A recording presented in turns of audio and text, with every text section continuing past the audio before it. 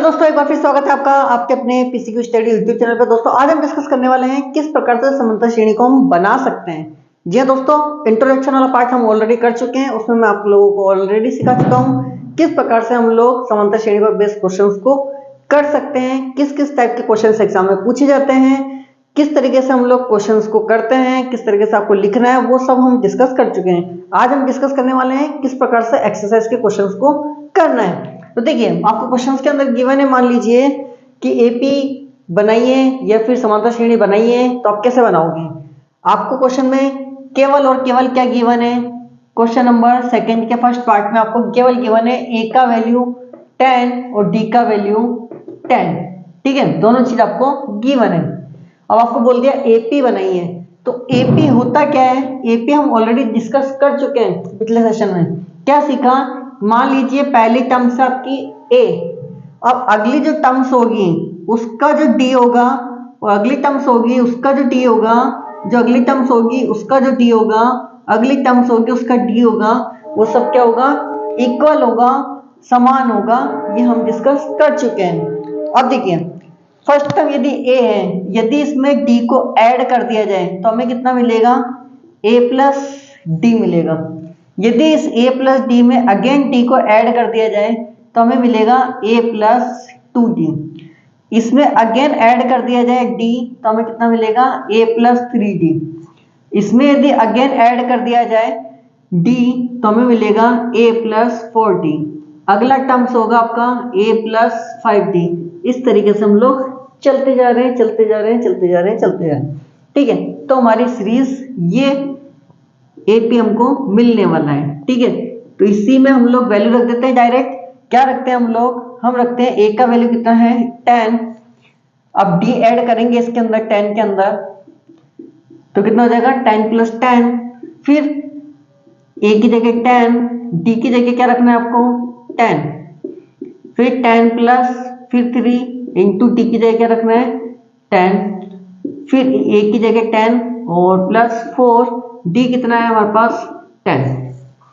तो यहाँ पर है 10, ये कितना हो गया 20, 10 ये रहा और इसको मल्टीप्लाई किया तो कितना आ गया 20, 10 इसको मल्टीप्लाई किया तो कितना आ गया 30, ये 10 ऑलरेडी, इसको मल्टीप्लाई किया तो कितना आया 40। तो हमारा जो मेन एपी निकल के आएगा वो कितना निकल के आएगा, इसको ऐड कर दिया कितना आया 30, इसको ऐड कर दिया कितना 40, इसको ऐड कर दिया कितना आ गया हमारे पास 50। इस तरीके से हम लोग क्वेश्चंस को बहुत इजी तरीके से सॉल्व कर सकते हैं और ये हमारे पास क्या आ गई, एपी निकल के आ गई। इसी प्रकार हम देखते हैं क्वेश्चन नंबर 2 का सेकंड पार्ट हमें क्या गिवन है। हमको क्वेश्चन गिवन है a इक्वल टू तो दिया है हमको -2 और d इक्वल टू दिया हमको 0। कितना दिया, d इक्वल टू 0। a क्या आपका, आप जानते ही हो क्या होता है a आपका फर्स्ट टर्म और d क्या आपका कॉमन डिफरेंस। तो एपी क्या होता है आपका, एपी होता है आपका ए में डी को ऐड कर दो, फिर 2d, फिर इसमें अगेन डी ऐड होगा तो 3d, फिर अगेन डी ऐड होगा तो कितना होगा 4d। इस तरीके से हम लोग चलते जाते हैं। तो ए कितना है आपके पास, ए आपको क्वेश्चन के अंदर गिवन है कितना है -2, तो ए की जगह रख देते हैं -2, ए की जगह -2, डी की जगह कितना रखना है 0, ए की जगह -2, डी की जगह क्या रखना है 0। ठीक है, ए की जगह कितना रखना है -2, डी की जगह कितना रखना है 0। इस तरीके से हम लोग चलते जा रहे हैं। तो -2 गया 0 में से कितना बचेगा -2 बचेगा, फिर -2 बचेगा, ये 0 सबको क्या बना देता है 0, और ये -2 डैश डैश डैश डैश, ये भी -2 हो जाएगा क्योंकि क्या हो जाएगा 0। तो हमारे पास ए पे कितना आ गया -2 -2 -2 -2, हमारा क्या है एपी है। देखते हैं नेक्स्ट क्वेश्चन। नेक्स्ट क्वेश्चन हमारा क्या है, सेकंड का थर्ड वाला पार्ट देखते हैं क्या क्या गिवन है हमको। a इक्वल टू गिवन है हमारे पास 4 और d इक्वल टू गिवन है कितना -3। हमारा एपी क्या होता है, एपी है हमारे पास a plus d, a plus 2d, a plus 3d, यही है हमारे पास एपी। ठीक है, तो a का वैल्यू कितना है हमारे पास 4 रख देते हैं यहाँ पर, 4 प्लस d का वैल्यू कितना है -3।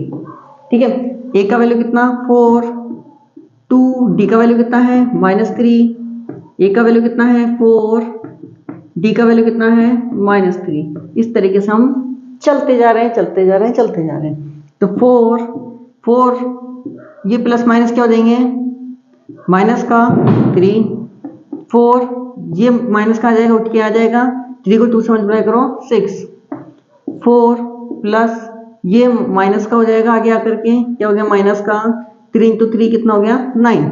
चलो चेक करते हैं, 4 में से 3 गया कितना बचेगा आपके पास 1, 4 में से 6 गया कितना बचेगा 2, फिर 9 में से 4 को माइनस करो कितना 5 बचेगा, वो भी कौन सा माइनस का बचेगा।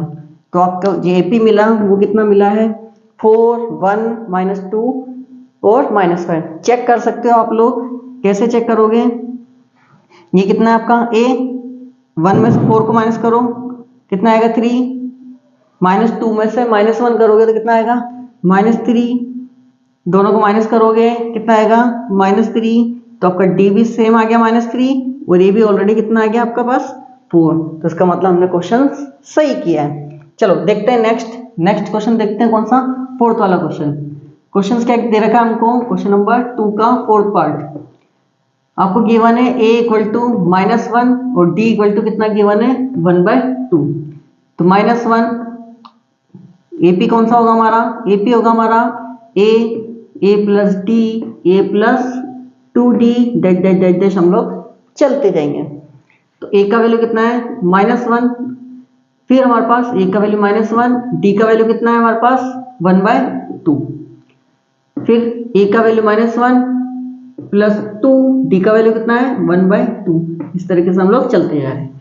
ये -1 इसको थोड़ा सॉल्व कर लेते हैं, कितना आएगा हमारे पास -2 + 1 एलसीएम लेते हैं हम लोग, 2 से 2 कट जाएगा कितना बचेगा -1 + 1, तो -1 और इस 2 में से 1 गया कितना बचेगा -1 बचेगा, क्योंकि माइनस का डिजिट बड़ा है।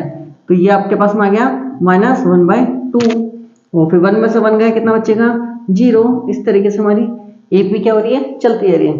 तो -1 था, फिर -2 आया, फिर 0 आया, अगला क्या मिलने वाला हमको 1/2 मिलेगा, फिर अगला कितना मिलेगा 1 मिलेगा। इस तरीके से हमारी एपी चलती जा रही है चलती जा रही है चलती जा रही है। तो इस तरीके से हम लोग क्वेश्चंस को सॉल्व कर लेंगे। तो दोस्तों ये क्वेश्चंस कैसे होगा एक बार आप कंप्लीट कीजिएगा और कमेंट में इसका आंसर बताइएगा, इसका आंसर क्या आने वाला है। तो दोस्तों आपको ये वीडियो कैसा लगा, अच्छा लगा तो लाइक करें, शेयर करें और चैनल को सब्सक्राइब करना ना भूलें। तो मिलते हैं दोस्तों नेक्स्ट वीडियो में नेक्स्ट क्वेश्चन के साथ, तब तक थैंक यू, बाय बाय।